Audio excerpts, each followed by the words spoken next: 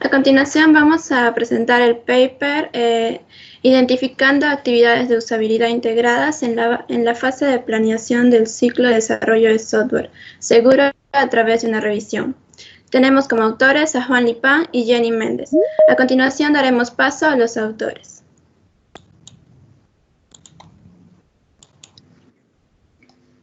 Muy buenas tardes.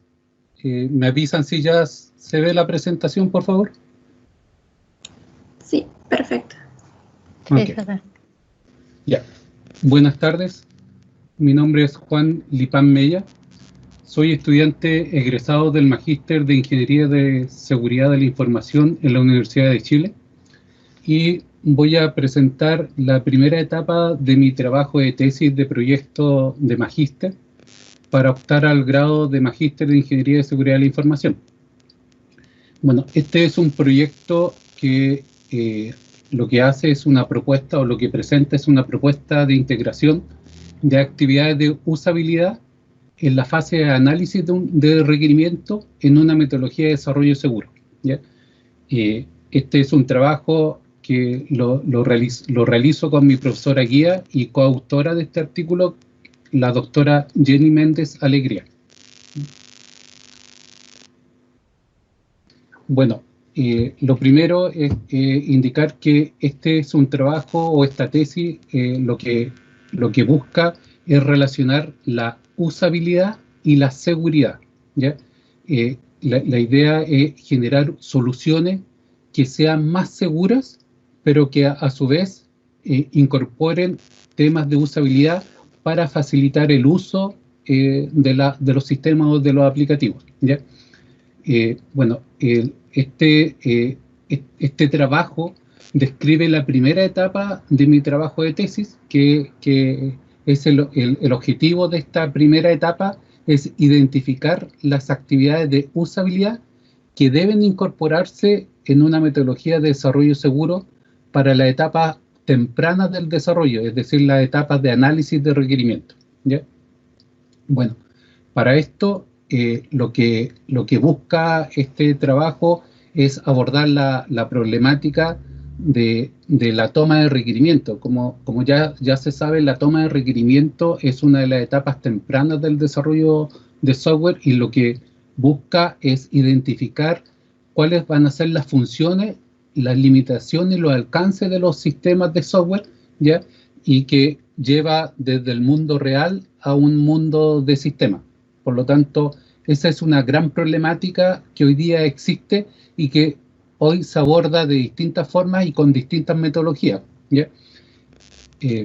La siguiente problemática identificada es los tamaños de los sistemas de información. Cada vez los sistemas de información crecen y crecen, y por lo tanto la gobernanza y la gestión sobre esos proyectos es más difícil, ¿ya?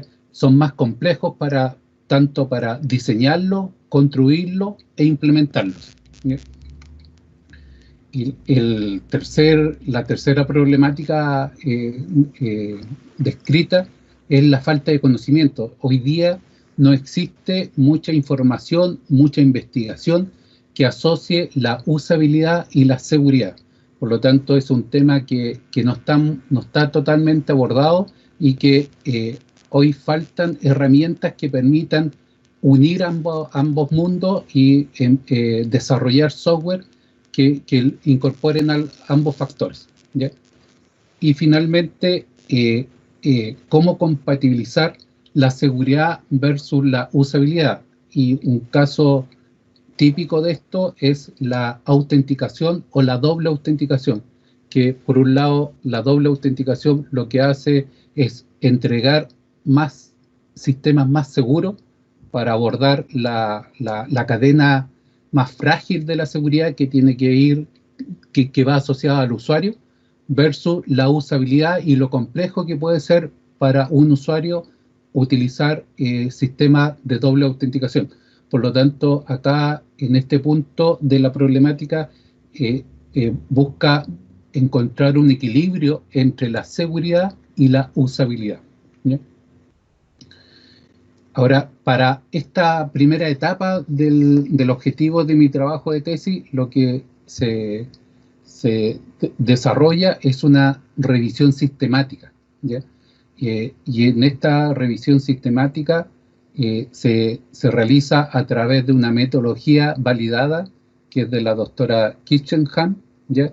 Y que es un sistema o una metodología válida para todo proyecto de ingeniería. Por lo tanto, es muy útil para este tipo de tareas de revisión sistemática. Y esta básicamente, muy rápidamente, consiste en 7 tareas o 7 etapas, que es realizar la pregunta de investigación, después identificar palabras clave dentro de la búsqueda, establecer cuáles van a ser las bases de datos donde se realicen estas búsquedas, definir los criterios de inclusión y exclusión para determinar cuáles serán los artículos que se van a incluir o aquellos que se van a excluir, ¿ya? Realizar y construir la cadena de búsqueda, realizar la búsqueda y la revisión y finalmente obtener los resultados, ¿ya? Lo siguiente que se estableció fue la pregunta de investigación, y en este caso hubieron varias iteraciones que hice con la doctora Jenny Méndez, en que establecimos finalmente cuál iba a ser la pregunta de investigación, la cual iba a ser iba a permitir la búsqueda en las bases de datos correspondientes. Y esta finalmente fue la pregunta a la cual llegamos, que cuáles actividades de usabilidad se han propuesto integrar en metodologías para el desarrollo de software seguro en las etapas de análisis de requerimientos o en las etapas tempranas del desarrollo de software, ¿ya? Después se definieron los términos clave. Estos términos clave se establecieron tanto en español como en inglés para realizar la búsqueda, y se buscaron también los sinónimos correspondientes para cada uno de los idiomas, ¿ya?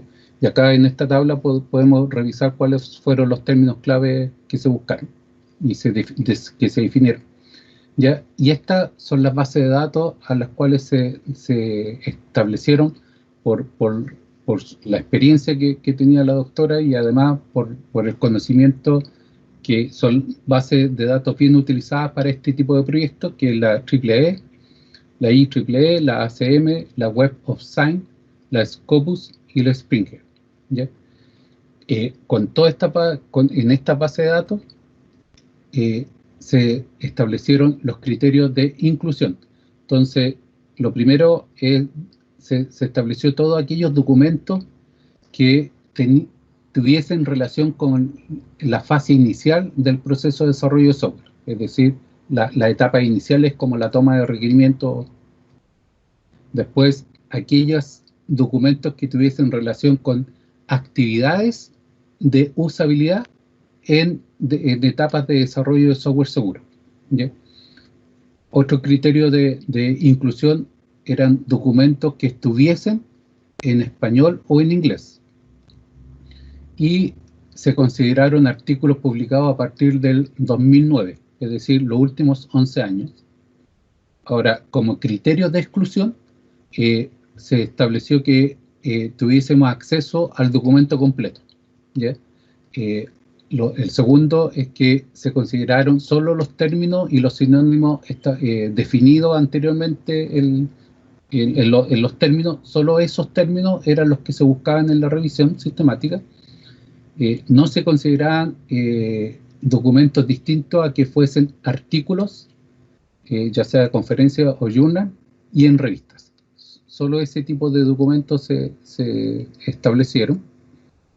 Y las búsquedas se concentrarían solo en los títulos, en los resúmenes y en las palabras claves del autor.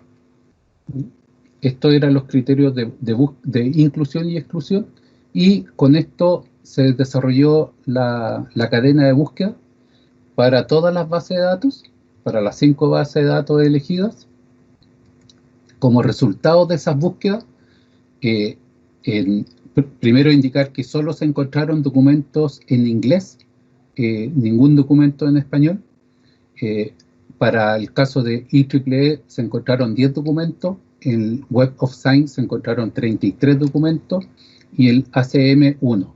tanto en Scopus como en Springer, no se encontró ninguno de los documentos. En total, se encontraron 44 documentos asociados de acuerdo a las definiciones que se establecieron. Una vez que se encontraron estos 44 documentos, se realizó la primera revisión de estos documentos considerando solo los resúmenes o los abstracts de los documentos y revisando si es que cumplían las reglas de inclusión que habíamos definido. Y en esta revisión se excluyeron 29 documentos y nos quedamos con 15 documentos, ¿ya?, del total. Dentro de esta revisión se realizó un segundo filtro. Este segundo filtro establecía la revisión de la introducción y de la conclusión de los documentos para saber si que estaban dentro de los criterios de inclusión, y en esta segunda revisión se excluyeron 9 documentos y se incluyeron 6 documentos. Por lo tanto, ya con esta segundo filtro nos quedábamos solo con 6 documentos como parte de la revisión. Y finalmente, lo que se hace, de acuerdo al proceso que definimos, es revisar los 6 documentos completos y verificar si es que estos documentos aportaban a dar respuesta a la pregunta de investigación, y como parte de esa revisión nos quedamos con 3 documentos. 3 documentos que eran obtenidos de la base de datos de ACM, ¿ya?, y que acá en el gráfico se pueden revisar que es un documento del 2019, otro del 2017 y uno del 2009. ¿Ya? Estos 3 artículos, el primer artículo que se encontró, lo que nos propone como acercamiento a la respuesta de investigación, a la consulta, es que propone la adaptación del ciclo de vida de desarrollo seguro de tal forma que dentro de los ciclos de vida de desarrollo seguro que ya están establecidos y que existen varias metodologías de desarrollo seguro, se puedan incorporar diseñadores o investigadores de usabilidad en el ciclo de vida, incluyendo en la parte inicial del desarrollo, que es la toma de requerimientos. Por lo tanto, el aporte de este documento es ver cómo los autores proponen que tanto diseñadores o investigadores de usabilidad puedan aportar dentro de una metodología de desarrollo seguro, ¿ya? Entonces, este es el aporte de este documento que nos va a permitir unir estos dos mundos, tanto de usabilidad como de seguridad. El segundo documento, que se obtiene como resultado de la revisión sistemática, nos presenta un cambio de cultura en los procesos de desarrollo y en la tecnología, para centrar en el desarrollador tanto la responsabilidad de asegurar el sistema desde el punto de vista seguro y además de incorporarle usabilidad. Por lo tanto, el aporte de este artículo a la respuesta de investigación tiene que ver con cómo podemos incorporar al desarrollador, que participa en gran parte del ciclo de vida del desarrollo de software, cómo podemos incorporar al desarrollador tanto desde el punto de vista de seguridad como de usabilidad. Entonces, este artículo nos va a ayudar a ver una arista distinta a la que hoy día se presenta tanto en los modelos de desarrollo seguro como en los modelos de desarrollo usable, ¿ya? Y finalmente, el tercer artículo es un artículo que nos ayuda en términos de que ya el artículo habla de cómo establecer establecer la toma de requerimientos tanto desde el punto de vista usable como seguro. Por lo tanto, lo que permite que los requerimientos de software sean tomados desde un inicio, desde el punto de vista usable y seguro. Esto es una propuesta que hace el autor desde el punto de vista de generar una especie de metodología, ¿ya?, que le llama SURE, que es una metodología que puede establecer cómo tomar los requerimientos y en todo el proceso de desarrollo seguro incorporar elementos de seguridad y elementos de usabilidad. Por lo tanto, este documento lo que va a ayudar en el proceso de la tesis es cómo estos autores incorporaron la usabilidad y la seguridad en la toma de requerimientos, ¿ya?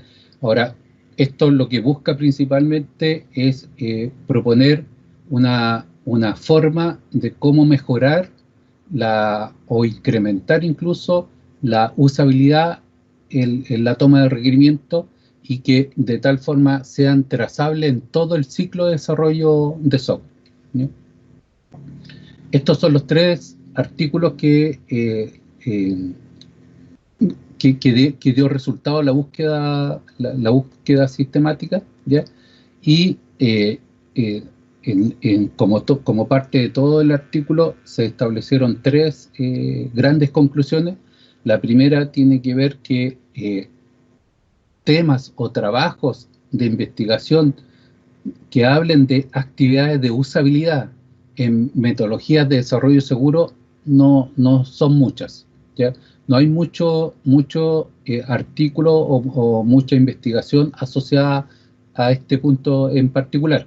De hecho, de las búsquedas que se realizaron en las 5 bases de datos, solo se encontraron 44 documentos, y de los 44 documentos, finalmente nos quedamos solo con 3 documentos que sí daban un aporte a la pregunta de investigación. Como segunda conclusión, los artículos que describen las actividades de usabilidad y de seguridad en fases de desarrollo seguro aportan a generar soluciones que sean más fáciles, ¿cierto?, por el lado de la usabilidad, y que a su vez sean más seguras, y que hoy día es evitar principalmente exponer a los usuarios de los sistemas a riesgos o mal uso de la aplicación. Por lo tanto, estos 3 artículos por lo menos van a aportar en esa línea, ¿ya? Y finalmente, otra conclusión de este trabajo de revisión sistemática tiene que ver con que este es un trabajo que puede ser utilizado como una primera etapa para poder realizar otros trabajos que puedan aportar al levantamiento de requerimientos en metodologías de desarrollo seguro. Para el caso particular de mi trabajo de tesis, este es el primer objetivo de mi trabajo de tesis, porque este me aporta en cuál es las investigaciones asociadas existentes a esta materia, que me permitirán a mí realizar los otros 2 objetivos de mi tesis para poder hacer un aporte puntual de cómo incorporar actividades de usabilidad en metodologías de desarrollo seguro que hoy día existen, ¿ya? Esa sería como la tercera conclusión. Bueno, acá se muestran las referencias a las cuales yo realicé en este documento, ¿ya? Están las 7 referencias, incluyendo a la doctora Kitchenham, que tiene que ver cómo la metodología de cómo realicé el proceso de búsqueda sistemática, y la referencia a los 3 artículos que dio resultado a la búsqueda, ¿ya? Y este sería el trabajo. Muchas gracias. Ok, ahora vamos a dar paso a las preguntas. Tenemos una pregunta que es: ¿Cuáles son las unidades de la asignatura en las que peor reciba a los estudiantes? Ya, como lo mencioné al principio, mi magíster tiene que ver con ingeniería, un magíster de ingeniería en seguridad de la información, ¿ya? Dentro de la malla existen distintas aristas de la seguridad, y principalmente yo diría que los temas más complejos para nosotros que somos más técnicos tenían que ver con ramos que se orientaban más bien a la gestión.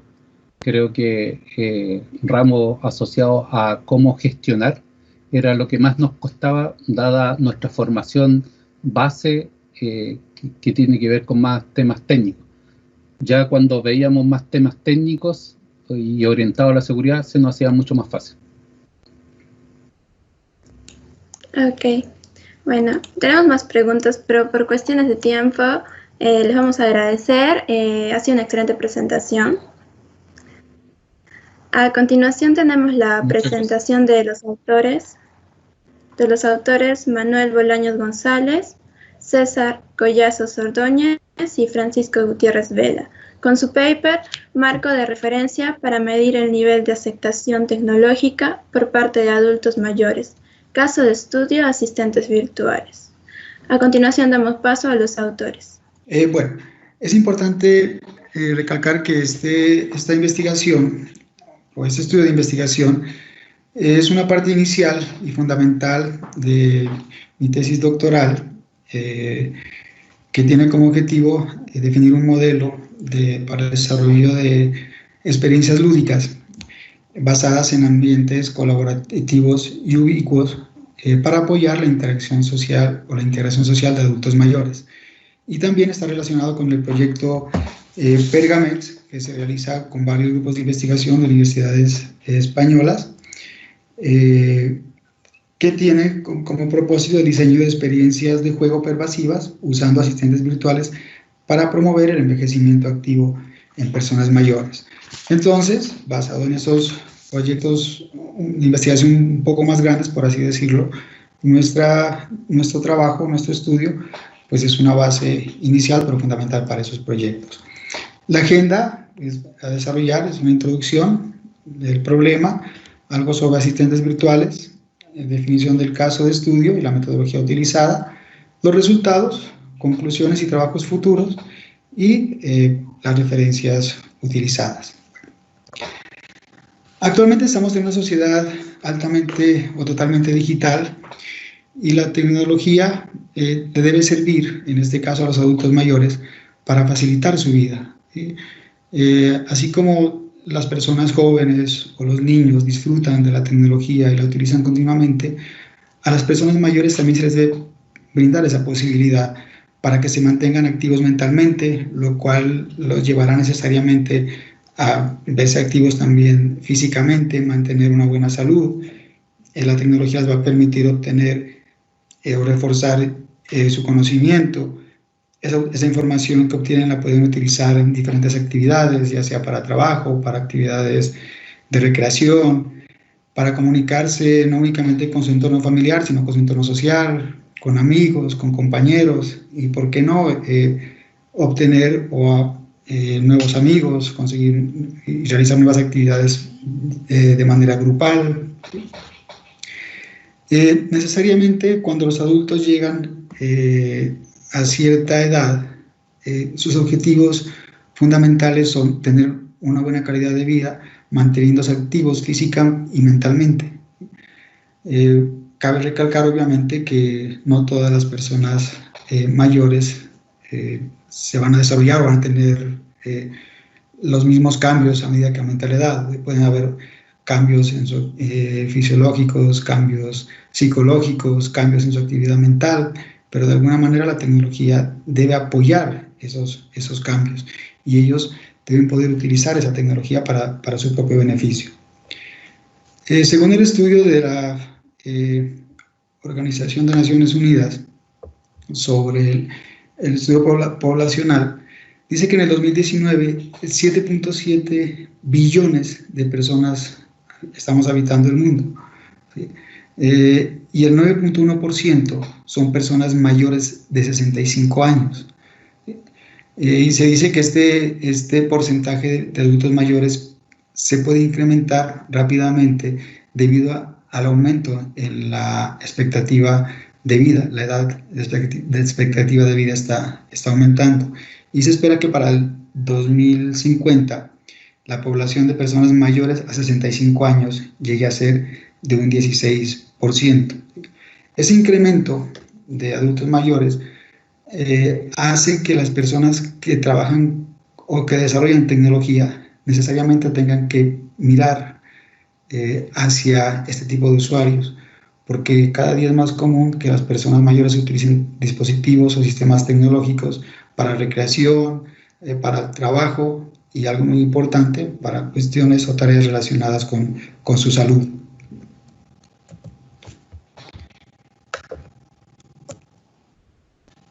Bueno, pero la tecnología no es fácil de utilizar.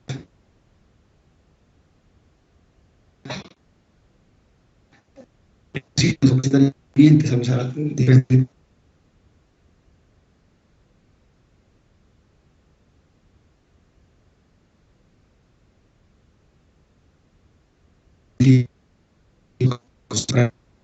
el dispositivo lo puede manejar. A un adulto mayor no le pasa eso, ¿sí?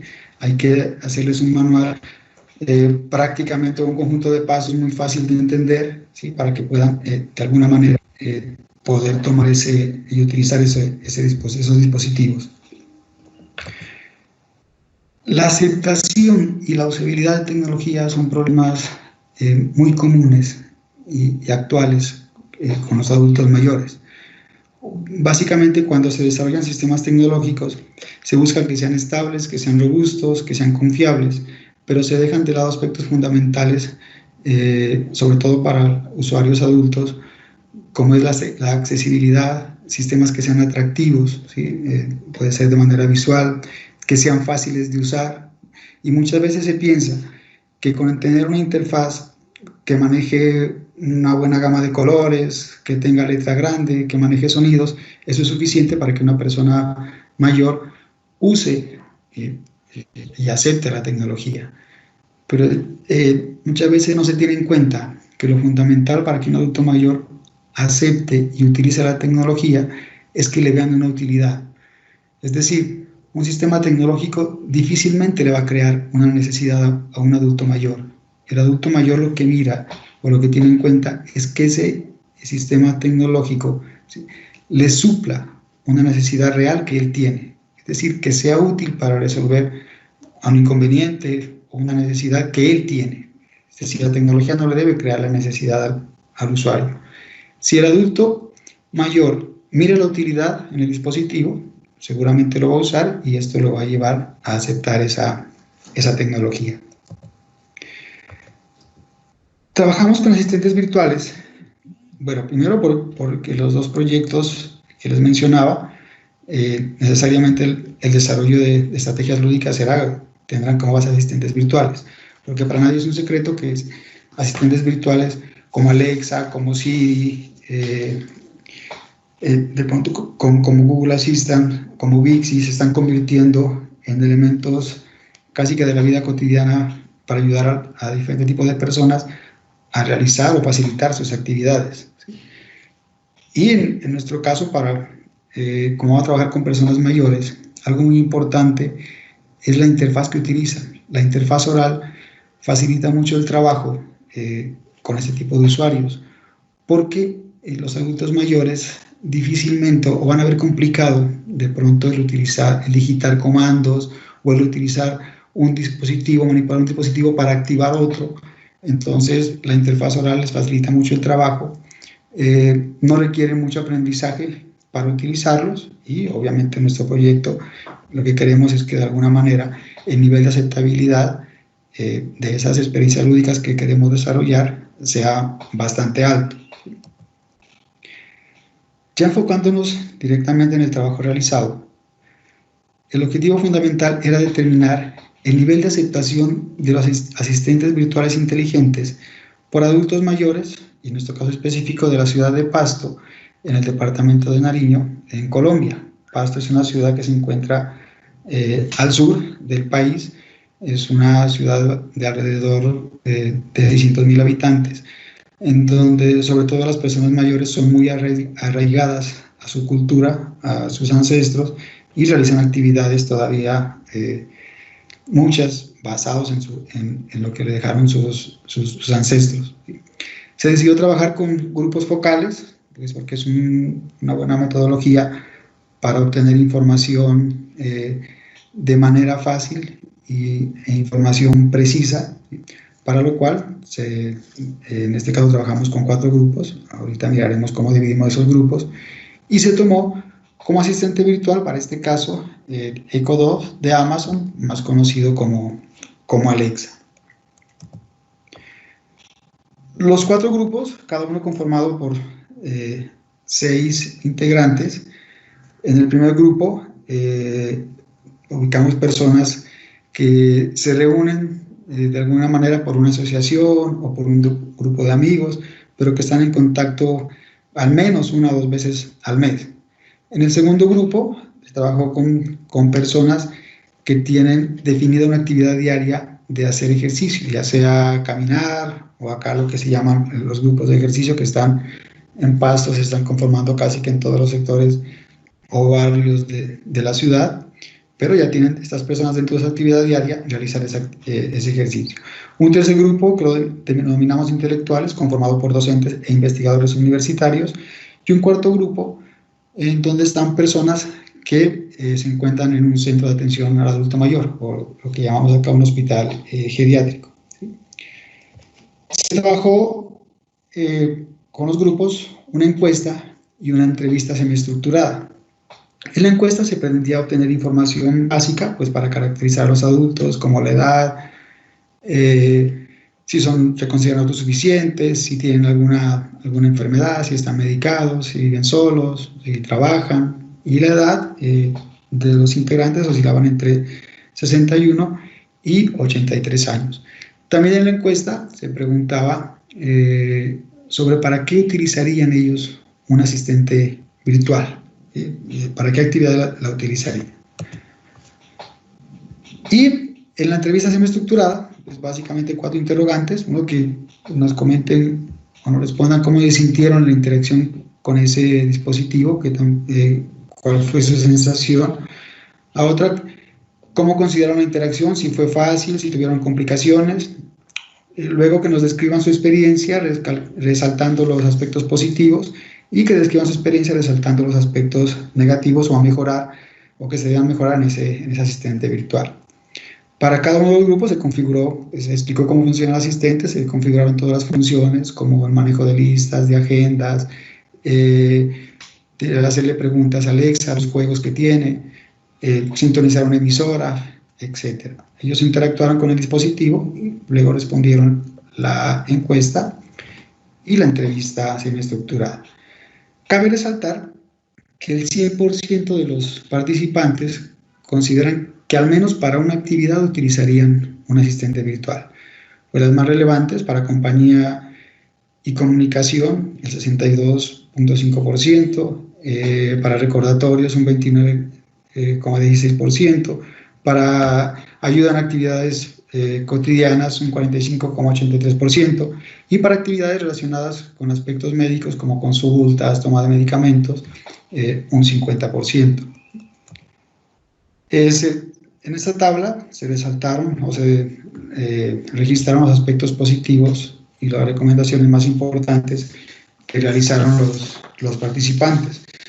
Dentro de los aspectos positivos, pues cabe resaltar que consideran que el asistente puede ayudarles a recordar cosas que deben realizar siempre, como citas médicas, reuniones, el pago de diferentes servicios o recibos. También les puede servir como compañía y les puede ayudar a mantener activas sus habilidades cognitivas. Y dentro de las recomendaciones, algunas de las más importantes o más significativas, es que consideran que el dispositivo debería ser inalámbrico, ¿sí?, para que lo puedan llevar a cualquier parte, es decir, que no dependa de estar conectado siempre a la corriente eléctrica. Lo asimilaban mucho como un celular que lo puedan transportar fácilmente, ya que ellos no van a permanecer todo el tiempo en la casa. Y consideran que sería bueno poder personalizarlo, es decir, que tuviera otra figura, otro modo. Pues no es que les haya parecido mal el diseño, pero de pronto que se podría personalizar de acuerdo a características o incluso para utilizarlo como elemento decorativo. Y eso consideran podría ser un poco más amigable y facilitar su uso. En cuanto a conclusiones y trabajos futuros, pues lo más relevante es que con la información obtenida de los adultos participantes, nosotros podemos diseñar o implementar estrategias lúdicas apoyadas en asistentes virtuales que cumplan con las características que estos usuarios esperan encontrar. Es decir, cuando ellos interactúen con estas experiencias en el asistente virtual, ya encuentren cosas de las que ellos, o que un usuario real, un adulto mayor, esperaría encontrar, no que le impongamos esas actividades. Y es importante, hasta el momento no se ha realizado un estudio específicamente con adultos mayores, pero estamos desarrollando, en este momento, estamos estudiando las metodologías de aceptación de tecnología existentes, con el propósito de determinar si alguna de ellas o una combinación de ellas nos permiten o contienen todos los elementos necesarios que permitan evidenciar realmente la aceptación y usabilidad de tecnología específicamente en adultos mayores. También con la información obtenida estamos desarrollando otro proyecto que ya pues, hemos tenido algunas pruebas y es como cambiarle, no desarrollar un asistente virtual, pero sí buscar un elemento. Hemos desarrollado algo que se llama Cuy Alexa, que en Perú es muy conocido el Cuy, igual que acá en Nariño, y lo desarrollamos y la idea es que dentro de esa figura del Cuy insertar el dispositivo para y hacer pruebas para ver qué les parece en cuanto a una recomendación que hacen ellos y es de poderlo personalizar. Y también hemos desarrollado una skill para Alexa que tiene que ver únicamente con la toma de medicamentos, para que recuerde la toma de esos medicamentos. Y están en proyecto pues otros juegos y experiencias lúdicas para mirar la aceptación real de asistentes virtuales inteligentes. Acá están algunas referencias utilizadas durante el estudio y nuestros correos. Muchas gracias por su atención. Muchas gracias a usted por su presentación. A continuación tenemos una pregunta que es: ¿esta propuesta tiene en cuenta el limitante de la tecnología, dado que estas personas suelen usar dispositivos algo obsoletos, lo cual puede limitar la eficacia del asistente virtual? Bueno, sí, inicialmente, como dije, este es un estudio inicial, ¿no? Partimos del hecho de que a las personas o a los 4 grupos, inicialmente lo que se hizo fue una capacitación básica de cómo utilizar el asistente, pero sí nos dimos cuenta que existen limitantes. Hay personas que nunca han utilizado dispositivos diferentes al celular. Es como su elemento tecnológico fundamental para ellos, ¿no? Incluso muchos decían que no utilizaban mucho un celular táctil porque les generaba problemas, prefieren el celular de teclas. Entonces la tecnología sí es en nuestro caso un limitante real, pero a futuro lo que debemos hacer, y estamos obviamente teniéndolo en cuenta en el proyecto más allá, y es que habrá que no solo limitarnos a decir adultos mayores, sino caracterizarlos de alguna otra manera. Es decir, por el momento decimos que un adulto mayor es alguien de 65 años en adelante, pero no nos vamos a basar únicamente en la edad, sino que habrá que tener en cuenta otras variables y reducir más ese grupo de personas mayores. Ok, ha sido una excelente presentación, gracias. El paper Evaluating the Associative Experience with a Tangible Tabletop Installation, a Case Study, con sus autores Yusel Lisette Méndez Mendoza y María Cecilia Kalani Baranauskas. A continuación damos pase a los autores. Buenas tardes, mi nombre es Yuseli Méndez. Voy a presentar mi trabajo evaluando la experiencia de una instalación tangible, un estudio de caso. El trabajo fue con la Banauskas. Vamos a comenzar hablando sobre un contexto del problema del trabajo, el problema, cuál fue el objetivo de este trabajo, el estudio de caso, los resultados obtenidos y algunas conclusiones. Bueno, con la constante evolución de la tecnología, se permitió la creación de nuevos escenarios de interacción que integran, por ejemplo, artefactos físicos y procesos como el caso de los wearables, reality, user interface, como mesas tangibles. Con esto, también surgieron nuevos desafíos para la comunidad HCI en el diseño y evaluación de sistemas computacionales. Este proyecto, este trabajo, es parte de un proyecto mayor que busca clarificar el acoplamiento de 3 elementos como parte del diseño de sistemas computacionales contemporáneos. Estos 3 elementos serían el elemento digital, el físico y también adicionando el elemento social. Como sistemas computacionales contemporáneos, nos referimos a aquellos basados en computación ubicua, que por ejemplo utilizan sensores, actuadores, microcontroladores dentro del sistema. Ahora, este acoplamiento está siendo estudiado en un concepto que está en desarrollo llamado Socionactive, que se basa en el enfoque en activo. Para poder entender la experiencia humana cuando se interactúa con sistemas computacionales, con tecnología y con el ambiente. Ahora, para entender mejor este concepto, vamos a describir un ejemplo de un escenario utilizando TangiTime. TangiTime es una instalación de mesa tangible para poder experimentar el concepto de tiempo profundo, que se refiere al tiempo de los procesos geológicos. Esta instalación fue diseñada considerando aspectos del enfoque Socionactive y, por ejemplo, el concepto de tiempo profundo, él puede ser ejemplificado utilizando eras geológicas.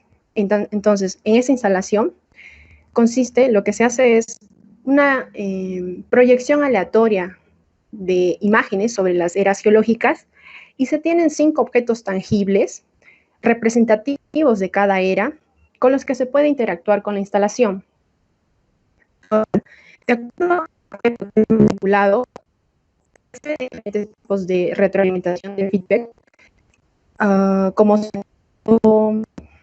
movimiento e incluso imágenes digitales.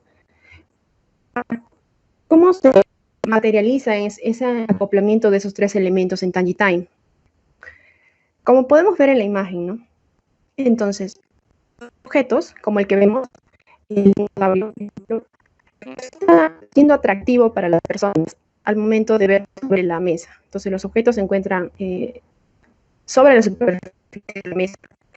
Las personas pueden manipular el objeto de la mesa y una vez el código que ellos tienen debajo, una vez que el sistema detecta este código, se genera una representación digital del propio objeto que se mueve de acuerdo con la posición y el ángulo del objeto físico. Entonces, ahí tenemos todo ese acoplamiento, ¿no? Ahora, ¿cuál es ese ciclo de vuelta, ¿no? Del digital al físico, por ejemplo? Vendría a ser representado por, en este caso, el dinosaurio puede prender los ojos. Tenemos una libélula que también mueve las alas. Entonces, todo eso se logra, esos efectos físicos, gracias a los microcontroladores o dispositivos que tienen dentro del propio objeto.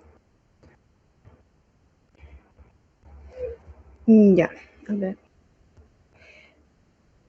Lo que nosotros llamamos de experiencia socioactiva viene o emerge del acoplamiento de estos tres elementos. El problema es que existe una falta de discusión sobre métodos que evalúen la experiencia dentro de estos escenarios, donde se interactúa, por ejemplo, con artefactos tangibles. Entonces, en este trabajo, nosotros hicimos una revisión de literatura exploratoria para ver qué métodos de evaluación son utilizados con instalaciones que utilizan masas tangibles. Entonces, exploramos 7 instalaciones. Y lo que encontramos es que, por ejemplo, lo que principalmente se evalúa es el proceso de interacción, también el concepto de aprendizaje, la experiencia y la usabilidad. Dentro de los métodos utilizados, principalmente se utiliza el análisis de videos, también se utilizan cuestionarios, entrevistas, entre otros. El objetivo de este trabajo, entonces, es investigar cómo que un instrumento que sirve para evaluar la experiencia de usuario puede ser adecuado para poder evaluar este tipo de experiencia que estamos proponiendo, que es la experiencia socioactiva o socioactive experience. Esto realizamos un estudio de caso donde seleccionamos el cuestionario Attractive, que es uno de los más utilizados para evaluar experiencia de usuario en escenarios interactivos. Entonces, utilizamos este cuestionario y lo aplicamos sobre la interacción con TangiTime.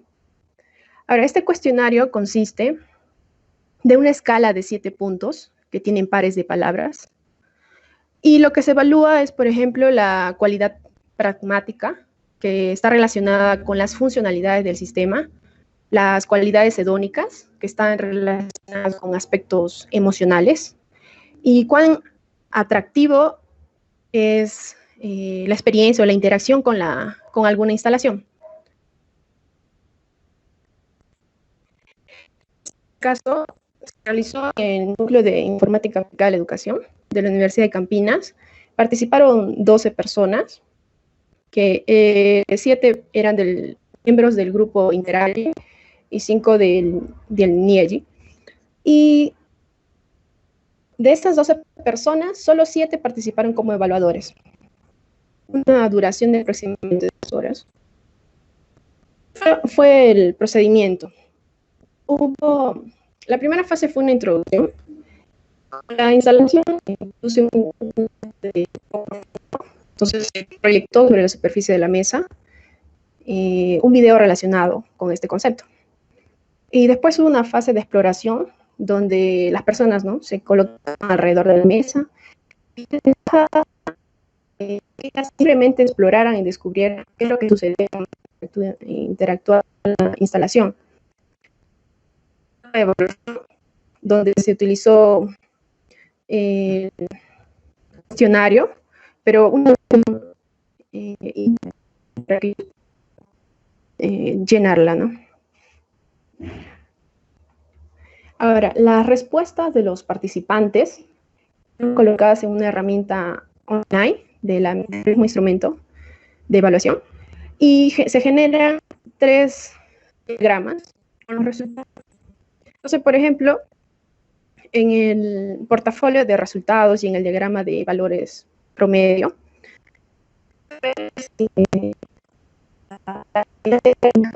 fue mejor evaluada que la esquemática y el valor más alto el alternativo que tuvo. En el diagrama de pares de palabras, ahí vemos por cada acción qué es lo que estaba evaluando.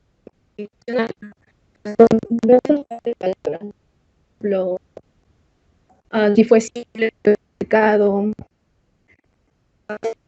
o no, cosas así. lo que aquí resalta son, por ejemplo, los valores extremos. Entonces, todos los participantes encontraron que Tanguy fue creativo, fue una experiencia buena, y esos fueron todos, ¿no? Y existen otras características, como que también fue innovador, placeroso. Un punto que acá resalta es el que aparece en la parte negativa. Entonces, el cuestionario logró capturar una intención del diseñador. Antes de diseñar, se esperaba que haya un comportamiento no predecible. Pues que al momento de proyectar, por ejemplo, las imágenes de forma aleatoria, se dejaba a que el participante pueda explorar y descubrir qué es lo que sucedía. Entonces, para nosotros, ese valor que aquí sale negativo es positivo, es algo bueno para nosotros.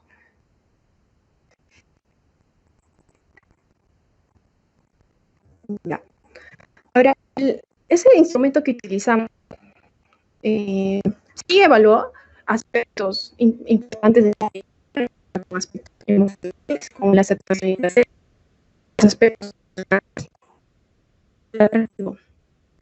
pero identificamos que necesidad valor aspectos que son, digamos, de una alternativa, especialmente relacionado con acoplamiento de los tres elementos, embodiment, ¿no? Cómo está utilizado el cuerpo en la interacción, y también lo que es lo social.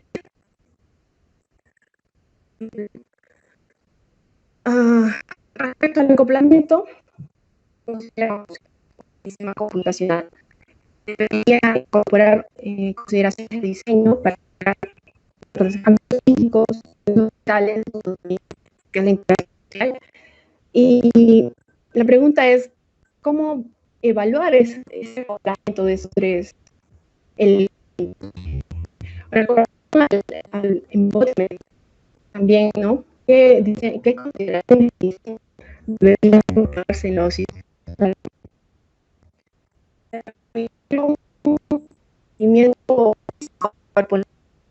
Porque tan, por ejemplo, la gente se puede ver a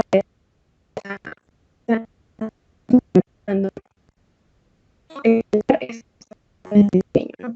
En este tipo de escenario. A lo social, también los profesionales deben incorporar consideraciones de diseño, ¿no? Que permiten una forma de que de los participantes pueda influenciar también en la secuencia de acciones de otros participantes. Un punto que no mencioné, por ejemplo, era que en Tanguy Time se tiene varios objetos, ¿no? Entonces, si por ejemplo una persona tiene un dinosaurio sobre una era, y otra persona tiene el otro dinosaurio, porque trabajamos con dos para una determinada era, y ellos pueden estar moviendo el objeto sobre la superficie de la mesa, y el sistema al momento de detectar, por ejemplo, que ellos están próximos. Entonces, el tipo de retroalimentación de feedback cambia, el sonido cambia, el color de los ojos cambia. Entonces existe una influencia o que permita que varias personas también puedan interactuar. ¿Y cómo poder evaluar ese tipo de cosas? Es lo que nos faltaría, ¿no? Al utilizar este cuestionario. Como conclusiones, presentando y discutiendo los resultados de este estudio, ¿no? Y levantando algunas preguntas de investigación, ¿no? Proporcionamos algunos insights, algunas ideas sobre otros aspectos de este tipo de experiencias en estos escenarios. Y además del atractivo, de la cualidad de don pragmática, también consideramos que se deben incluir dimensiones o atributos relacionados con aquellos conceptos que mencioné, como el acoplamiento, el embodiment y también lo social, para evaluar este tipo de experiencia. Finalmente, los agradecimientos a los órganos de fomento y a todos los involucrados en el estudio. Y Eso es todo. Muchas gracias.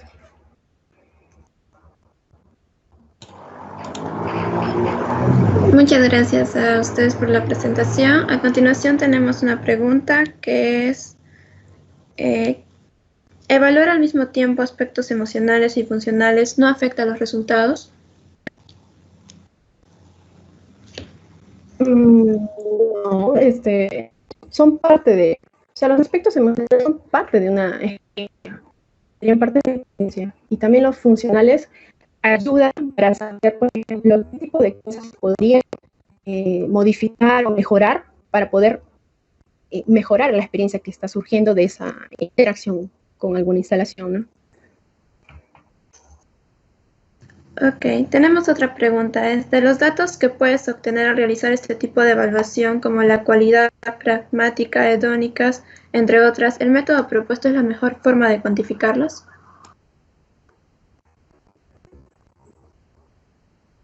No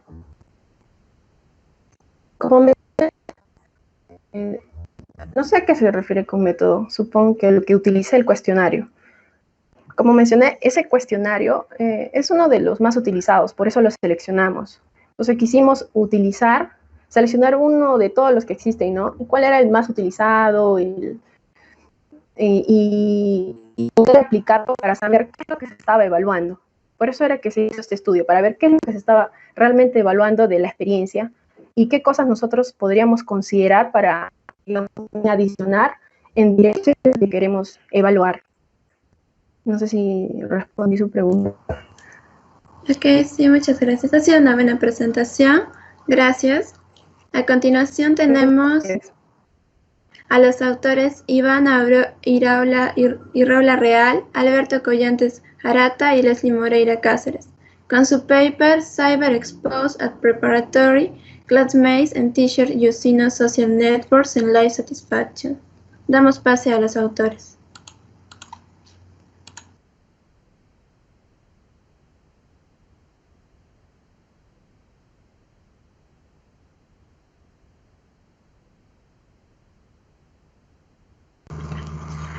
Buenas tardes.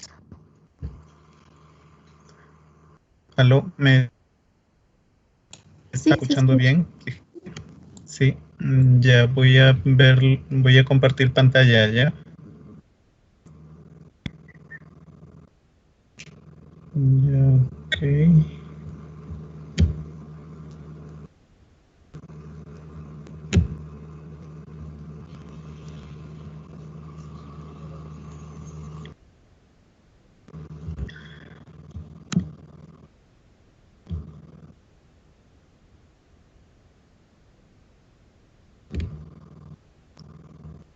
Muy bien, muy buenas tardes con todos. Mi nombre es Iván Irraola Real. Yo voy a exponer el paper sobre lo que es la ciberexposición en preparatorias por parte de compañeros del salón de clase y profesores que usan las redes sociales y cómo esto se relaciona con la satisfacción con la vida de los estudiantes.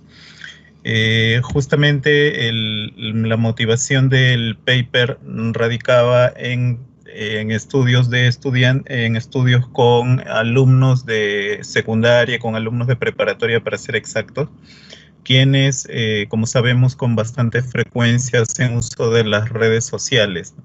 Y a nivel mundial sabemos que las redes sociales han venido ocupando bastante popularidad en el entorno, precisamente porque han generado como un medio de bastante accesibilidad para transferir información, para comunicarnos, para poder interactuar con otras personas. Entonces, lo que ha sucedido con las redes sociales es que las mismas empiezan a convertirse en una herramienta ya no solo para las relaciones interpersonales, sino también para la relación laboral, ¿no? Y en esta coyuntura de la cuarentena nosotros podemos observar que las redes sociales tienen un mayor uso, ¿no?, de parte de la población. Vemos que, por ejemplo, acá en el gráfico a nivel mundial, el total de personas activas precisamente usando redes sociales, tenemos 3.96 billones de personas, ¿no? Y en ese caso, por ejemplo, todas ellas, si no solo consideramos los que tienen acceso a un móvil o a un celular, están con 3.91 billones de personas. Entonces, esto nos puede dar a entender, claro, si bien los celulares no son el único recurso para poder acceder a las redes sociales o poder, digámoslo, interactuar con el Internet, esto nos puede dar un poco la idea de, por ejemplo, cuántas personas en el mundo se están comunicando mediante el Internet o mediante las redes sociales, ¿no? Han habido redes sociales que han ido existiendo poco a poco, ¿no? Desde CompuServe, que inicia en los años 60, que posteriormente viene ya desarrollándose nuevos mecanismos sociales de comunicación como Facebook, y el WhatsApp, que se hizo bastante conocido en los últimos años, ¿no? Que hoy en día ya le vemos aplicaciones de diversos tipos. Acá hay una secuencia, digámoslo así, de cómo ha ido evolucionando el uso del Internet y los medios para enviar mensajería, ¿no? Por ejemplo, CompuServe en un inicio apoyaba con lo que era transmisión de mensajes de una empresa a otra, transmisión de archivos. Pero con el paso del tiempo fueron surgiendo otros, Usenet, ¿no? Por ejemplo, América Online, Hotmail, algunos lo recordaremos desde 1990, y vemos cómo poco a poco han ido surgiendo, y aquí hacemos una última escala en el WhatsApp, sin mencionar nuevos medios que han estado apareciendo, ¿no? Pero también sobre redes sociales hay que mencionar sobre beneficios y dificultades, ¿no? Inclusive algunos estudios de género han indicado que, por ejemplo, en las mujeres hay una tendencia bastante común a usar las redes sociales para autoeducarse, para interactuar con las compañeras, con las amigas, para poder intercambiar opinión o para hacer una suerte de, digámoslo así, para hacer una suerte de catarsis psicológica, ¿no? O sea, un término en psicología, catarsis, que significa desahogar, que lo usan bastante los terapeutas, ¿no? Entonces, lo que sucede es que en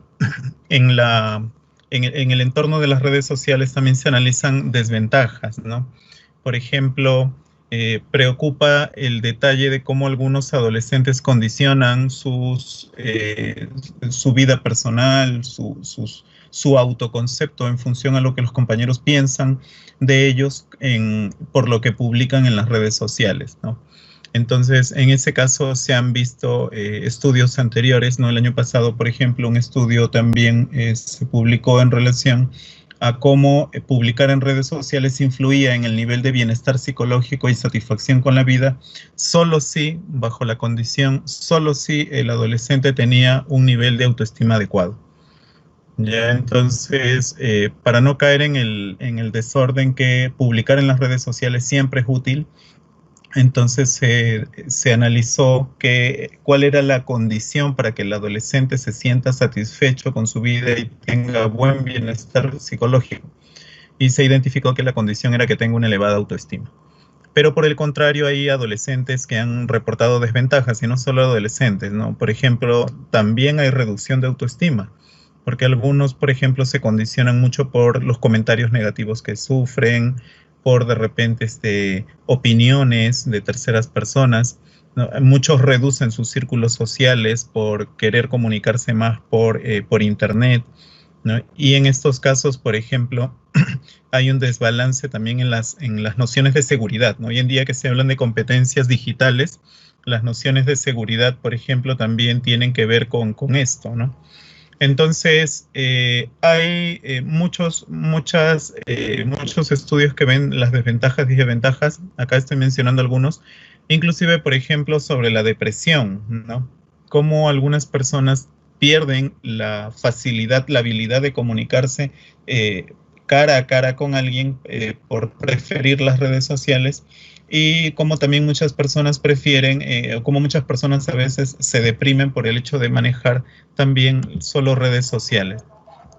Entonces, en este proceso, por ejemplo, cuando se ha hecho el estudio, identificamos que, por ejemplo, queríamos ver otro problema que se estaba sucediendo con la población de la población de estudiantes con las que se estuvo trabajando, ¿no?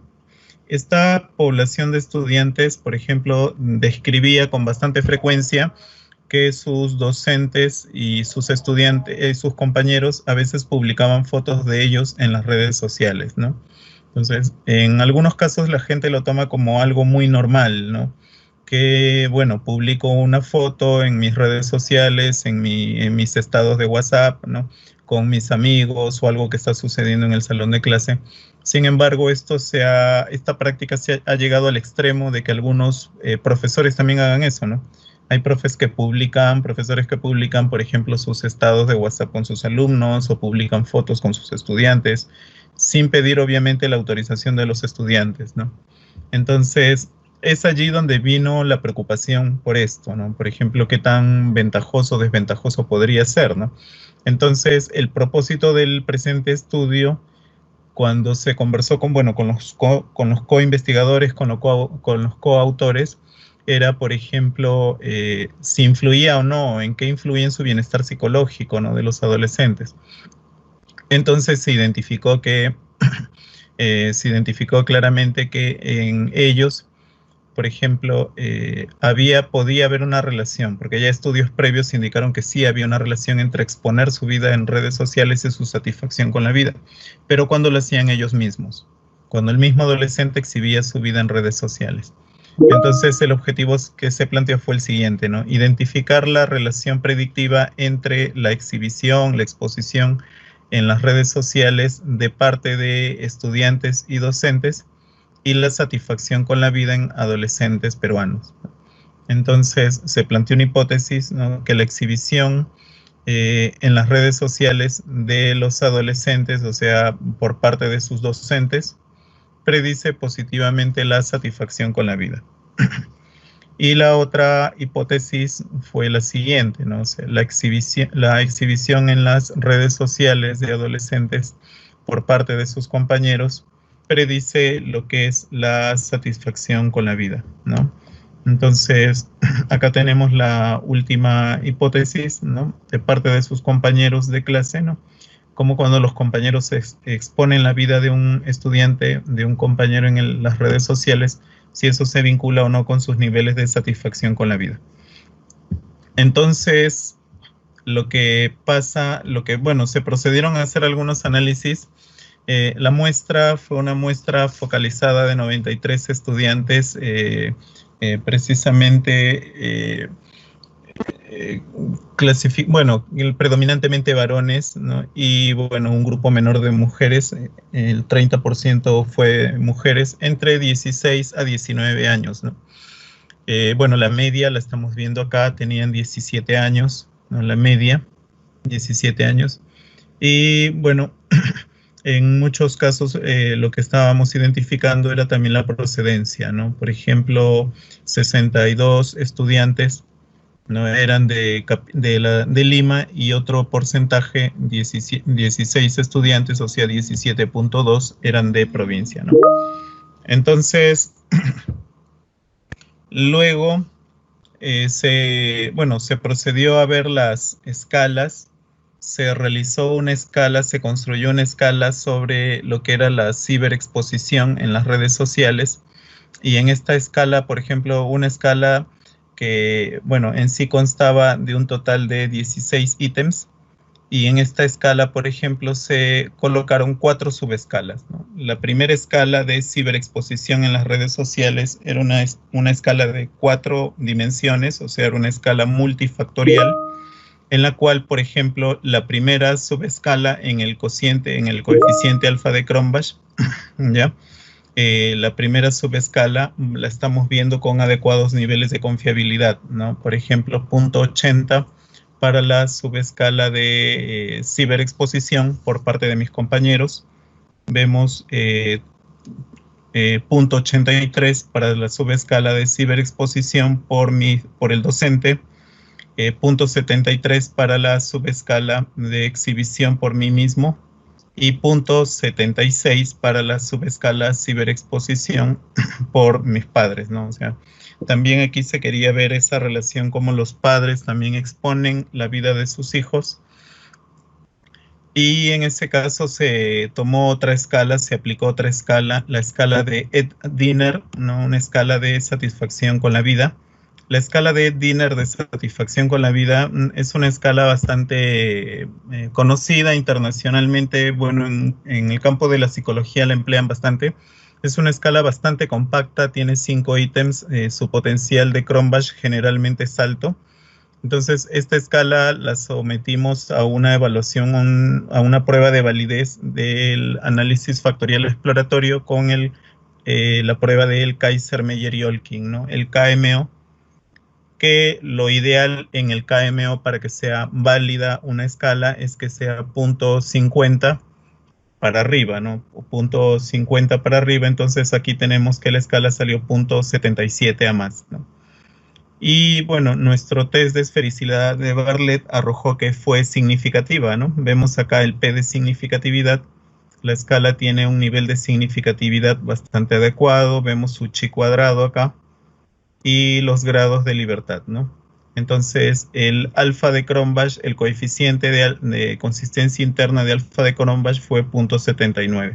Bueno, sabemos que el alfa de Cronbach, para que sea confiable una escala, tiene que ser de 0.70 a más, ¿no? Entonces observamos que la escala de ciberexposición tiene los coeficientes de consistencia interna adecuados que superan el 0.70, ¿no? Vemos que acá también supera el 0.70. Y como el KMO, la prueba de validez de análisis factorial exploratorio, el KMO es de 0.77 para la escala de satisfacción con la vida y de 0.83 para la escala de ciberexposición, se concluyó que ambas escalas eran válidas y confiables, ¿no? Válidas por la prueba de Kaiser-Meyer-Olkin y confiables por los coeficientes de consistencia interna del alfa de Cronbach. Partiendo de ello, recién se pudo continuar con los análisis posteriores. Acá, por ejemplo, vemos un análisis de correlaciones. En este análisis de correlaciones, lo que estamos observando es que se aplicó el coeficiente de correlación de Pearson cuando se hizo los análisis de correlaciones. Las correlaciones están expresadas en todos los valores, en todos los coeficientes de correlación de Pearson que tengan uno o más asteriscos. ¿Ya? Entonces, los que tienen un asterisco es que su P de significatividad es de 0.05, o sea, menor a 0.05. Los que tienen un R de Pearson con 2 asteriscos representa que su valor de significatividad es menor a 0.01. Y los que tienen 3 asteriscos demuestran que su valor de significatividad es menor a 0.001. Entonces, vemos acá un P con un asterisco, o sea, este es un P de significatividad menor a 0.05. Acá tenemos uno con 2 asteriscos, quiere decir que su valor P de significatividad era de 0.01, menor a 0.01. Y los demás de 3 asteriscos menores a 0.001. Vemos entonces aquí cómo se relaciona, ¿no? Lo que viene a ser la ciberexposición por mis compañeros del salón de clases se correlaciona con la ciberexposición con mis docentes, que es número 2. Docentes es número 2. Cuando los compañeros del salón de clase, esto quiere decir que cuando los compañeros del salón de clase exponen la vida de alguien, ¿no? Entonces, esto también se relaciona con que el docente lo va a exponer, o sea, con que el docente también va a exponer la vida de los estudiantes en las redes sociales. Después, la ciberexposición por los compañeros. Si mi compañero del salón de clase expone mi vida en redes sociales, entonces eso se correlaciona con el valor 3. ¿Quién es el valor 3? Conmigo mismo. Entonces, quiere decir, punto 41 quiere decir que mientras más expongan mi vida en las redes sociales mis compañeros del salón de clase, yo más lo haré. El siguiente P, ¿no? El siguiente coeficiente. Vemos que la ciberexposición por parte de los compañeros del salón de clase se relaciona de manera significativa con el valor 4, y el valor 4 es con mis padres, ¿no? Entonces vemos acá hay una relación con el 4, coincide. Entonces, mientras los compañeros del salón de clase más publican mi vida en las redes sociales, es probable que eso se relaciona con que mis padres lo hagan, ¿no? Acá tenemos padres, valor número 4. Y vemos que hay un P en el... hay una intersección de la ciberexposición, o sea, si mis compañeros exhiben mi vida en las redes sociales, eso se relaciona con 5. 5, ¿qué quiere decir? 5 es la satisfacción con la vida. Vemos acá como el coeficiente de 5 está acá arriba. O sea, hay una relación positiva y significativa con que mis compañeros publiquen mi vida en las redes sociales y con que yo me sienta satisfecho. Sin embargo, eso no se ve acá, ¿no? Cuando los docentes exponen la vida de los estudiantes en las redes sociales, sí se relaciona con que los mismos estudiantes lo hagan. Cuando los docentes exponen la vida de sus estudiantes en las relaciones sociales, se relaciona más con que los padres lo hagan, porque número 4 son los padres. Pero cuando el docente publica la vida en las redes sociales de los estudiantes, eso no se relaciona con la satisfacción con la vida del estudiante. O sea, no se podría decir que haya satisfacción de parte de los estudiantes cuando los docentes publican su vida, ¿no? Sabemos que no es ético y tenemos códigos legales que prohíben que alguien publique la vida de otra persona sin autorización, ¿no? Y más aún si es un menor de edad. Pero entonces eso se pudo observar acá en el estudio. Ya. A ver, luego de hacer el análisis de correlación de Pearson, se procedió a hacer un análisis con regresiones lineales múltiples para identificar el valor predictivo entre las variables. Entonces, cuando se hicieron las regresiones lineales, se empezaron a identificar que algunas variables sí tenían poder predictivo y sus coeficientes beta resultaban ser significativos, ¿no? Acá igual la misma lógica, la significatividad de este beta es P menor a 0.05, lo que quiere decir que cuando los estudiantes publican la vida de un compañero en el salón de clase, eso predice a que el mismo compañero la publique, ¿ya? Cuando los profesores publican la vida de los estudiantes en el salón de clase, eso predice a que el padre lo publique, ¿no? A que el padre también publique la vida de su hijo. El profesor publica la vida de su alumno y eso predice que el padre también lo publicará. Entonces es una situación un poco compleja, ¿no? Sin embargo, no predice que el mismo alumno publique su vida. Y tampoco, si el docente publica la vida en las redes sociales de los estudiantes, tampoco predice la satisfacción con la vida del estudiante. O sea, no hay una relación directa, ¿no? Y acá en el análisis de predicción ya se observó que cuando en la correlación observamos que cuando los compañeros publican, por ejemplo, mi vida en las redes sociales, en la correlación salía de que yo me sentía satisfecho con mi vida. Pero en el análisis de regresiones lineales se refleja de que ellos podrían publicar mi vida en las redes sociales y eso se relacionaría con que me sienta satisfecho, mas no lo predice. No va a predecir que a futuro yo sienta satisfacción con ello. Lo único aquí que ha demostrado en todos los análisis de regresiones múltiples, lo único que demostró predecir la propia satisfacción era cuando el mismo adolescente publica su vida en las redes sociales. Entonces, al margen de este resultado, de repente ya para ir terminando, sería bueno considerar que, por ejemplo, en las redes sociales, o sea, predispone a que muchos adolescentes publiquen sus vidas con mayor frecuencia. Sin embargo, hay una práctica de los profesores que a veces publican la vida de sus estudiantes en las redes sociales, lo cual es inapropiado, ¿no? Nosotros sabemos que es una práctica inadecuada debido a que, por ejemplo, en el Perú tenemos 2 leyes que de alguna manera u otra podrían ir en contra de esto, ¿no? La ley 29733, que es la ley de protección de datos personales, ¿no? Entonces es una ley que de alguna manera está relacionada con que alguien publique tu vida sin que tú lo sepas. Y el Código Civil del Niño y del Adolescente, ¿no? Que es un código que de alguna manera prohíbe también que se publique en la vida de otras personas, principalmente menores de edad, ¿no? En las, sin el consentimiento de los padres, ¿no? Ahora, si bien es cierto que el adolescente, según el Código Civil del niño y del adolescente, el adolescente pasado los 16 años ya se considera completamente autónomo y libre de decidir según el Código Civil del niño y del adolescente.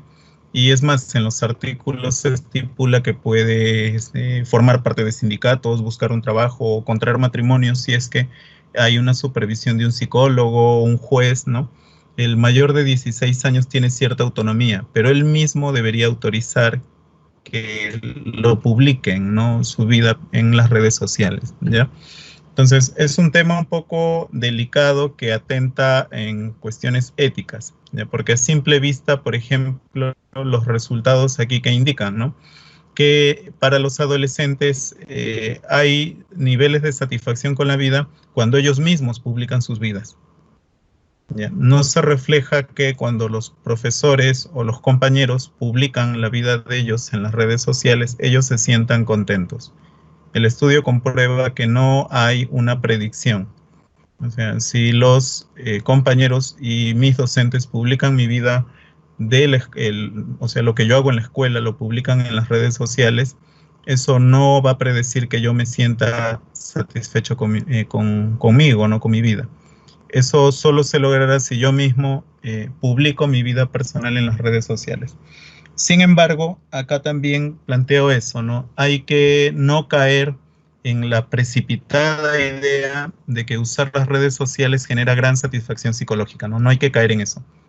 Sin considerar otras variables, ¿no? Hay que considerar qué otras variables tienen que haber de por medio para que el adolescente se sienta satisfecho con su vida. ¿Ya? Por ejemplo, la autoestima que lo había mencionado. ¿Ya? Bueno, más bien eso, bueno, eso sería todo. Acá están nuestras referencias que hemos estado empleando. Ya, bueno, eso sería todo y bueno, muchas gracias. Muchas gracias a usted. A continuación tenemos una pregunta. Del resultado, ¿se puede deducir que los problemas de los estudiantes están mayormente causados por ellos mismos? Ya, bueno, se podría decir que, bueno, dependiendo qué tipo de problemas, ¿no? Porque, por ejemplo, sí podríamos opinar que algún tipo de problemas están generados por ellos mismos porque a veces consienten ciertos grados o permiten ciertos grados de libertad a los compañeros de publicar con facilidad, ¿no? Si bien es cierto, las redes sociales, cuando uno hace los contratos, si uno, por ejemplo, en Facebook, cuando uno dice acepto, a veces las personas no reparan con detalle en leer qué es lo que están aceptando, ¿no? Entonces, esto sí podría tener consecuencias negativas, ¿no? Inclusive, por ejemplo, hay muchos adolescentes que lo ven de manera bastante ligera, pero últimamente se hablan de consecuencias negativas en lo que es la adicción a las redes sociales, adicción a smartphones, etcétera.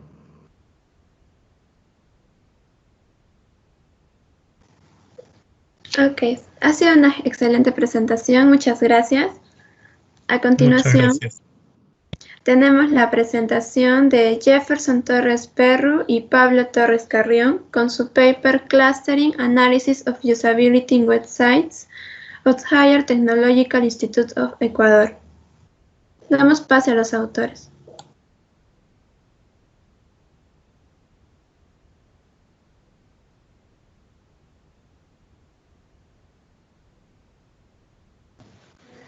Buenas tardes, muy buenas tardes con todas y con todos. Mi nombre es Pablo Torres y en esta tarde voy a compartir la presentación de este estudio. En primera instancia lo iba a hacer Jefferson, una situación de fuerza mayor de su trabajo no le ha permitido hacerlo, así que pues espero poder extender el mensaje en detalle, ¿no?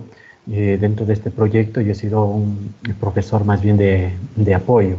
Bueno, con este preámbulo, el tema que les vamos a presentar, paso a compartir mi pantalla.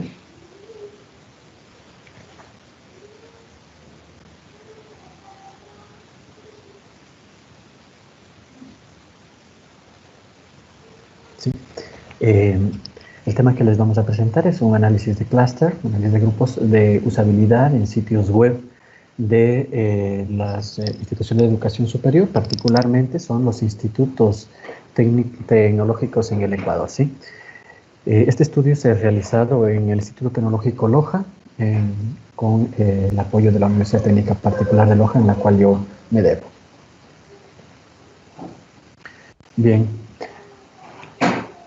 como datos preliminares, indicar pues que habíamos detectado, o se ha detectado como problemática, que no se ha realizado pues un estudio de usabilidad de estos sitios web, de estos portales web de los institutos tecnológicos del Ecuador, y es un requisito, se ha visto esa necesidad en algunos eventos por parte de las autoridades universitarias a nivel singular, es decir, de cada institución, autoridades de educación superior, también en el contexto macro, como es nuestra Secretaría Nacional de Educación Superior, el CASES y el CES, que son dos entidades también de control a nivel de educación superior, como una herramienta, como un insumo para tomar decisiones en cuanto pues, a las singularidades que pueda tener cada universidad y en cuanto al agrupamiento de estas universidades. Entonces, con esta premisa se propuso este proyecto,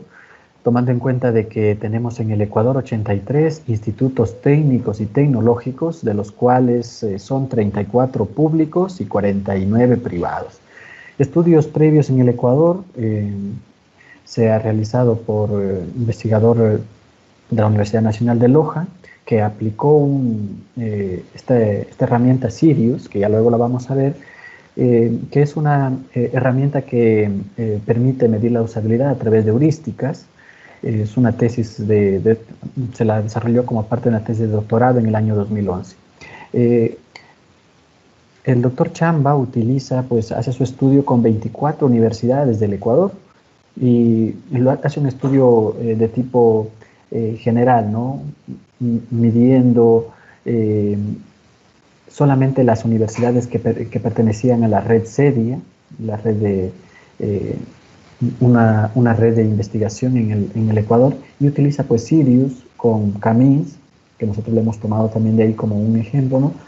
Y obtiene que el 50% de la usabilidad está en un nivel adecuado, pero sin destacar o sin especificar características individuales de usabilidad. Lo hace en un contexto general, ¿no? Otro estudio también se realizó con 59 universidades en el país. Utiliza el ISO 9241-151 y se analiza los sitios web basados en esta norma y clasifica las universidades tomando en cuenta 3 categorías que tiene el sistema educativo del Ecuador en ese entonces. En ese contexto, pues, o para contextualizar más bien, en nuestro país en su momento habían 3 categorías de universidades. Categoría A, que es la de máxima calidad; categoría B, una categoría intermedia; categoría C, que requerían ya un seguimiento más detallado, incluso en algunos casos el Estado intervino para mejoramiento, ¿no? Y detectan problemas de diseño, de contenido y principalmente de criterios de búsqueda, pero nuevamente se queda un poco vacío, ¿no? En ese contexto, pues es que nosotros comenzamos a realizar esta investigación y de una forma ambiciosa, con todos los institutos tecnológicos y técnicos del país, con los 83. Y se plantea usar como metodología esta misma herramienta Sirius para usabilidad basado en heurísticas, ¿no? Bueno, como nuestra idea era dar un plus, trabajar con métodos en este caso de clúster, propusimos un método de Machine Learning, en este caso, que es CrisDN.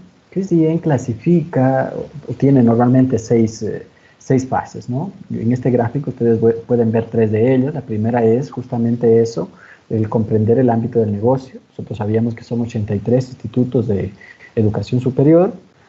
Para comprender los datos, pues nosotros hemos trabajado con Sirius. Sirius trabaja 10 aspectos y 83 criterios. Me gustaría en este momento compartirles a ustedes, ¿sí? Voy a dejar de compartir un momentito la presentación para compartirles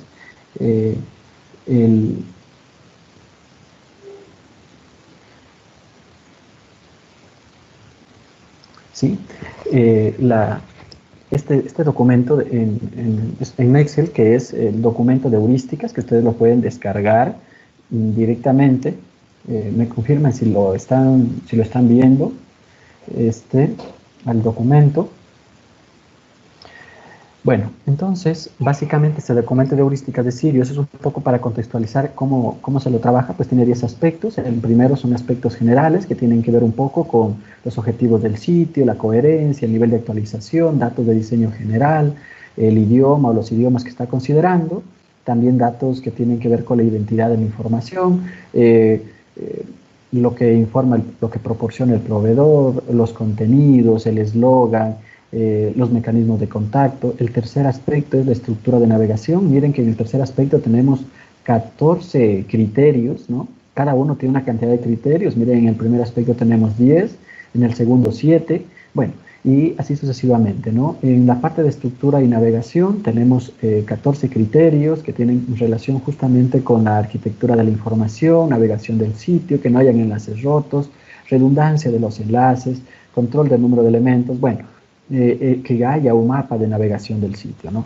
En el cuarto aspecto tenemos los de rotulado, que estén las URLs adecuadamente, la principal, las internas, el sistema de rotulado completo, ¿no? En el layout de la página se mira aspectos, en cambio, que tienen que ver con la distribución, aspecto, si se ha controlado o no la longitud de la página. Bueno, y así pues tenemos 10 aspectos. El sexto tiene que ver con la entendibilidad, ¿sí? El séptimo con el control de retroalimentación, que tiene 10 criterios. El octavo tiene que ver con elementos multimedia, fotografías, uso de imágenes. Los criterios de búsqueda se ven en el noveno aspecto. Criterios como el sistema de búsqueda simple, que se encuentre fácilmente accesible.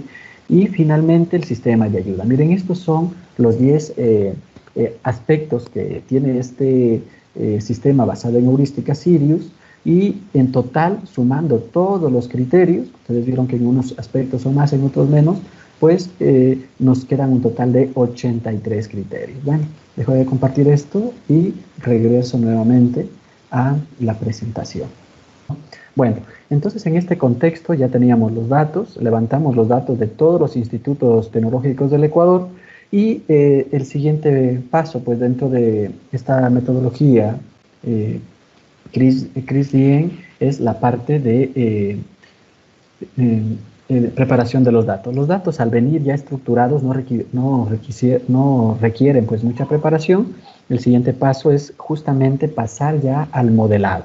Los datos fueron puestos en documentos de texto. Trabajamos como plataforma con RStudio, que se nos facilitó muchísimo, y comenzamos a trabajar el agrupamiento con 2 algoritmos. El algoritmo jerárquico, que trabajamos directamente con WAR2 y la distancia euclidiana, y K-means. Bueno, como resultados, pues en el primer trabajo, pues ya resultando en cuanto a la cantidad de clústeres, utilizando el método jerárquico, obtuvimos un coeficiente de correlación de 0.95, muy alto, y obtuvimos en la mejor clasificación 3 grupos distintos. Entonces ya partíamos de un dato previo, ¿no? Precisamente por estrategia dentro de la metodología, trabajar con estos dendrogramas nos permiten ya establecer aspectos detrás del coeficiente de correlación, midiendo o comparando la altura de los nodos y esta matriz de distancias previas, ¿no? Este método jerárquico combinado con la estadística descriptiva nos ha permitido ya para el siguiente momento determinar el número idóneo de centers para K-means, que es el siguiente documento que vamos a ver. Seguimos trabajando ya con K-means, y ahí sí pudimos ya nosotros identificar las características basadas en cada uno de los 10 aspectos de Sirius de cada uno de los clústeres. Ustedes pueden ver en ese gráfico de alguna forma cómo están organizados estos clústeres. Esta era la necesidad que habíamos visto en un inicio cuando se presentó la problemática. De alguna manera ya podemos o ya se puede ir identificando grupos y estrategias para trabajar. Podemos ver, por ejemplo, que el clúster 2 que está con color naranja, tiene unos mejores resultados en cuanto a los aspectos generales, también en layout, en la parte de control y en multimedia. Pero solamente el clúster 1, en este caso, han ido, detrás ya pues aplicando el algoritmo, valoraciones o instituciones que tengan una valoración en cuanto a búsqueda y ayuda.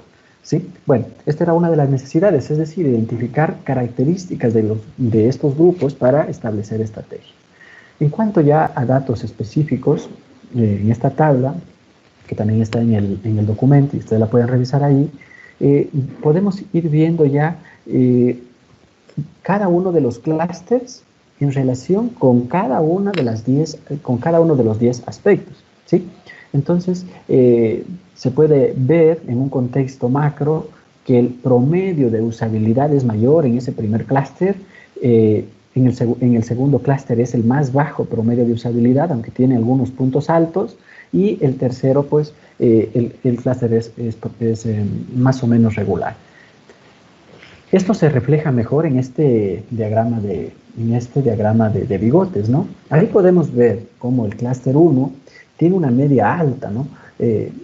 Una mediana alta. Miren ustedes, la mediana está muy cercana a ese primer cuartil y está muy por sobre la media, ¿no? Muy por sobre la media, quedando muy pocos datos debajo de la media. Entonces es el grupo como con mayor, podríamos denominarlo, si los queremos etiquetar, el grupo de alta usabilidad, ¿no? El segundo clúster podríamos etiquetarlo como un grupo bastante normalizado, porque vemos un diagrama de bigotes bastante equilibrado, pero en cambio los estándares de usabilidad son más bajos, ¿no? Y en el tercero tenemos que está muy cercano a la media, ¿sí? Con una mayor proporción de resultados medianos a bajos, ¿no? Bueno, esas son características de estos clústeres. Con esto habíamos logrado ya hacer un análisis distinto de usabilidad utilizando técnicas de Machine Learning. Como conclusiones, podemos decir, ¿no? Pues que hemos logrado entregar a las instituciones de educación superior una forma distinta de ver el alcance de usabilidad que tienen los sitios web. Se trabajó con todos los 83 institutos, se trabajó apoyado de estudiantes del Instituto Tecnológico Loja, ¿sí? En una de las materias que se trabajan ahí respecto de HCI, y en el primer grupo nosotros vemos valores altos en cuanto a búsqueda y ayuda y valores bajos en entendibilidad y elementos multimedia, pero es el grupo que en promedio tiene una mayor usabilidad. En el segundo grupo tenemos valores altos en cuanto a lo que es control, retroalimentación, pero muy bajos en rotulado y no existe nada en búsqueda, al igual que en el tercero. Y en ese tercer grupo lo que sobresale más es la identidad del sitio, la estructura de navegación, elementos multimedia. Bueno, esto en un contexto general, yo creo que fue un trabajo que tiene todavía mucho por explotar. Hemos hecho un primer acercamiento de análisis basado en clústeres. La data es muy rica, se está trabajando en un texto informe, un libro, en donde se va detallando las características relacionadas a estos grupos por cada instituto. Se ha enviado también a cada institución para que tomen las medidas correspondientes de mejora. Bueno, y eso es lo que puedo yo compartirles respecto de este estudio, pidiendo las disculpas por el inconveniente técnico que se había presentado. Pues muchas gracias a todos, y si tienen alguna inquietud que esté dentro de mi ámbito pues, de respuesta, encantado.